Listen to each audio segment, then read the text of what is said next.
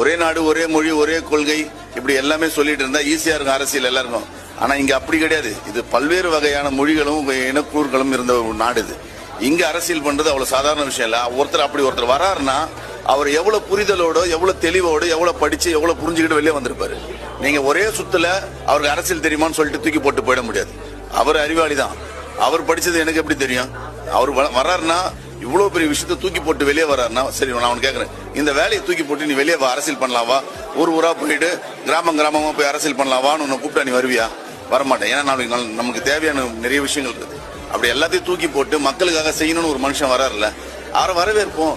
என்ன இருக்கு, தப்பு இருக்குது, தப்பா நியாயமானது அரசியல் களத்துக்கு இறங்குறதுக்கு அப்புறம் அதுக்கப்புறம் நீங்க விமர்சனம் பண்ணுங்க, பேசுங்க. வர்றதுக்கு முன்னாடியே ஒரு மனுஷனை இப்படி கேள்வி கேட்கறதுன்றது எந்த விதத்துல நியாயம் தான் எனக்கு தெரியல.